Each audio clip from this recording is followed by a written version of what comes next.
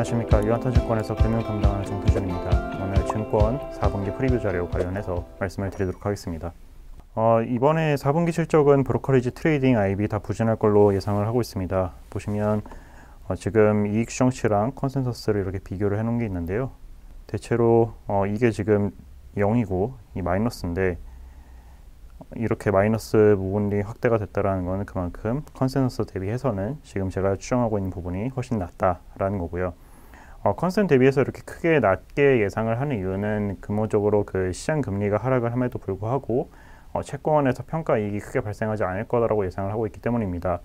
아마 이제 저도 과거에 그랬었고, 이 컨센서스도 지금 업데이트가 안 돼 있을 시점이기 때문에 3분기 실적 발표를 할 때까지만 해도 향후에 금리가 3분기까지는 계속 금리가 올라서서 채권 평가 손실이 크게 발생을 했는데, 금리가 이제 빠지면서 채권 평가 손실 났던 게 돌아오지 않을까라는 기대를 했었고요. 그런데 이제 지금 현재 상황에서 업데이트를 해봤을 때는 일단 증시와 부동산이 많이 하락을 했기 때문에 다른 부분에서 자산 재평가 손실이 크게 발생을 할 수 있고, 거기에 더불어서 3분기까지 채권 평가 손실을 크게 입었던 회사들이 채권 포지션을 많이 줄은 걸로 파악이 되고 있기 때문에 거기서 이제 좀 턴어라운드 되는 거는 적을 것이다, 이렇게 판단을 하고 있습니다.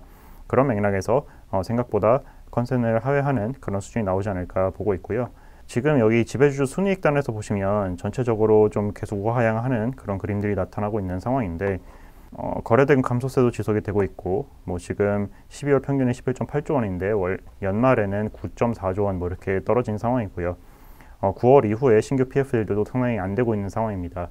그렇기 때문에 브로커리지, 트레이딩, IB 모든 국면에서, 모든 부문에서 좀 이렇게 부진한 모습이 나타나고 있다, 이렇게 보시면 좋을 것 같습니다.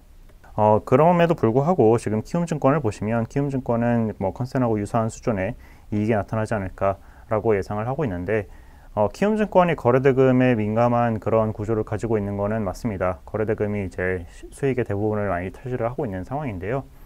그럼에도 불구하고 MS가 가장 높다 보니까 시장 전반적으로 거래대금이 감소를 할 때 가장 거래대금의 감소 피해를 늦게 입는 그런 성격을 가지게 되고, 그 다음에 이제 채권 관련된 혹은 증시나 부동산에 관련된 그런 평가이익, 평가손실에 관해서 좀 상대적으로 둔감하고, 거기에 이제 PF의 비중도 적기 때문에 다른 이제 회사들 대비해서는 좀 피해가 적다, 이렇게 이해를 하시면 좋을 것 같습니다. 부동산 PF 관련한 리스크를 점검을 또 해보고자 하는데요. 한국은행이 이제 금융안정 보고서라고 해서 매 반기마다 발간을 하는 게 있습니다. 그래서 그 내용 중에 이제 부동산 PF에 관련한 내용이 좀 자세하게 다뤄져 있었고, 최근에 이제 가장 증권업에 우려가 되는 이슈가 이 PF 관련된 거다 보니까 좀 초점을 맞춰서 봤는데요. 결론적으로 말씀을 드리면, 당장의 이로 인한 시스템 리스크는 좀 걱정할 필요는 없다라고 판단을 하고 있습니다. 무슨 내용이냐면, 스트레스 테스트를 진행을 했는데요. 지금 자세한 내용은 사실 자료에 있기 때문에 제가 이거 말로 설명을 드리기가 좀 애매하긴 한데, 현재 이제 그 부동산 가격이 15% 하향을 했을 때, 혹은 30% 하락을 했을 때, 그리고 그 하락의 기간이 1년 이상일 때, 아니 3년 이상일 때, 그리고 이제 추가로 부실이 확대가 될 때, 이런 것들을 감안을 해서 가장 이제 안 좋은 상황을 시나리오 3라고 두고 봤었을 때, 기준 시점에 그 자본 비율 대비해서 시나리오 3의 자본 비율이 전 업권에서 현저하게 낮아지는 게 사실입니다. 그렇지만 그럼에도 불구하고 여기 보시는 그 점선, 이 규제 비율보다는 자본 비율이 상회를 하는 모습이 나타나고 있기 때문에 시스템 리스크로는 이렇게 확대가 되지 않는다라고 얘기를 하는 거고요.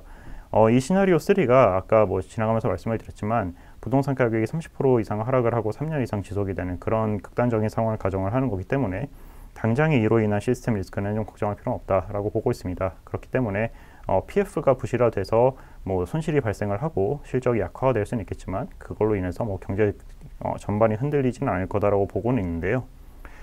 그럼에도 불구하고 이제 리스크 요인으로 볼 수 있는 거는, 실제로 지금 부실의 정도도 더 작습니다. 2011년하고 비교해봤을 때.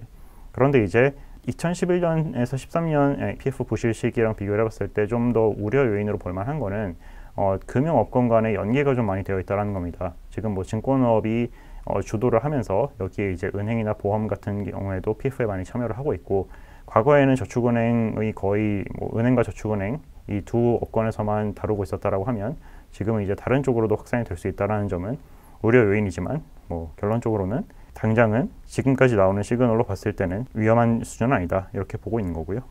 그럼에도 불구하고 시장에 막연한 불안감이 있는 건 사실이긴 합니다. 그래서 최근에 이제 보시면 배당 하락하고 배당 전일 기준 예상 배당 수익률 요거를 이렇게 두 개를 비교를 해놓고 봤을 때 보통 배당 하락이 배당 전일 기준 예상 수익률보다 더 폭이 크면 그만큼 시장이 산업 배당의 전망을 안 좋게 보고 있다라고 해석을 할 수 있는데, 아까 이제 말씀드렸던 그런 PF에 관련된 손실 우려가 있다 보니까, 그리고 이제 막연하게 시스템 리스크에 대한 우려도 사실 존재한다라고는 볼 수 있을 것 같습니다. 그래서 이제 그런 것들로 인해서 예상 배당 수익률보다도 배당 하락이 훨씬 더 큰 그런 모습을 보여줬다라고 판단을 하고 있는데요.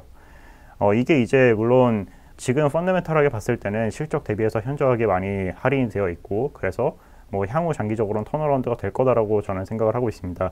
그런데 이제 과거의 사례를 보면 그 2012년이나 19년의 사례 같이 기준금리가 고원 상태, 그러니까 고점을 기록하고 이게 유지가 되는 그런 상황이 됐을 때 거래대금이 많이 감소를 하는 모습을 보였었고, 그리고 이제 거래대금이 크게 안 좋고 부동산 PF가 받쳐주지 못하고 이런 상황일 때는 주가가 별로 안 좋았었던 기억이 있기 때문에 당장에는 좀 부진할 수 있지만 장기적으로는 턴어라운드를 기대할 수 있지 않을까, 이런 관점으로 말씀을 드리고 있습니다. 네, 자세한 내용은 자료 참고 부탁드립니다. 감사합니다.